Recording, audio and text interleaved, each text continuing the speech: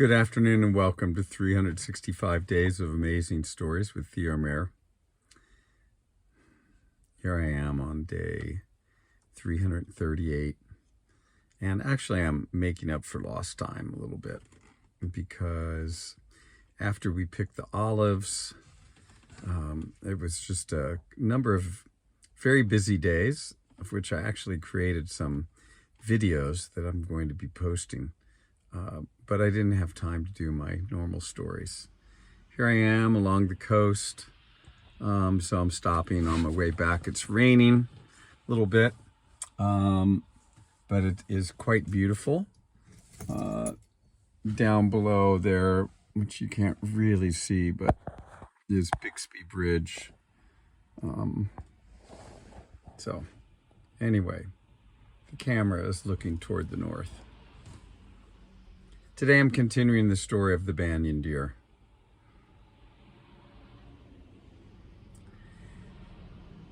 The Banyan Deer and his herd, as well as another herd of deer, had been put into this stockade, where now the king could come, and there was a place to get through the stockade gates, but there was also a stairway up to an area that you could walk, basically, around a portion of the stockade.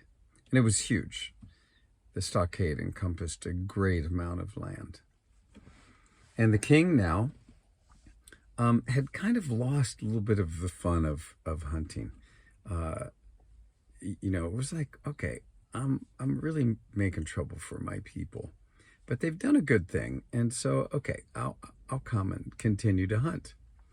And so whenever he would, it would cause such chaos with the animals inside the stockade that in their desperate attempts to get away from the king and his friends and their arrows, they would fall all over each other. They would bump into each other and they would end up hurting themselves.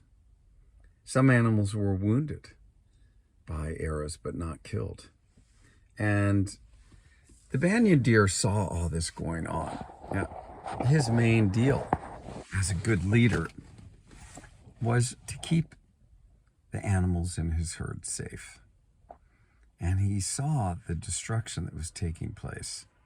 And he came up with an idea that he shared with the other king, the other head deer of the other herd. And he said, look, you can see the destruction that goes on every time the king comes and hunts.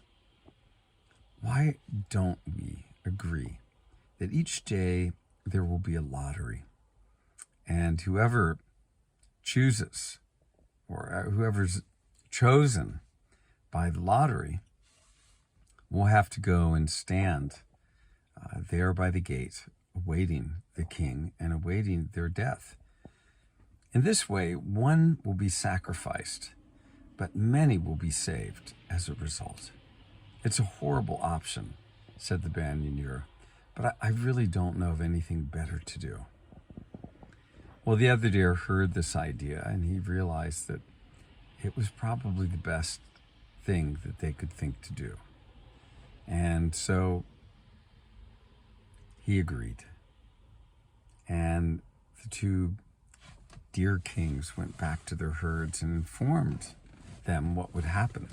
And all of them, well, they knew that their leadership from the Banyan Deer was good. And so they followed suit and did what, well, this horrible option, better than any other, they went along with it. And that next day, the deer that had been chosen, it went and stood close to the gate where the king and the king's men would come, enter the stockade and begin their hunting. And when the guards, the people that oversaw the stockade, looked in over the ramparts to see this deer standing there, they were amazed. And when the king came, stringing his bow to do his hunting, and saw this deer standing there,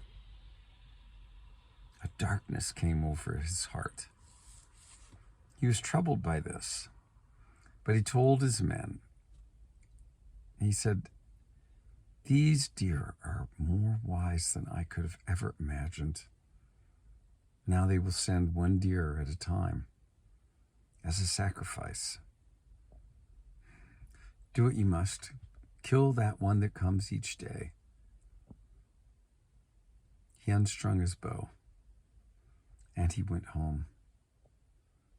And the entire way he was thinking about this trembling deer standing there,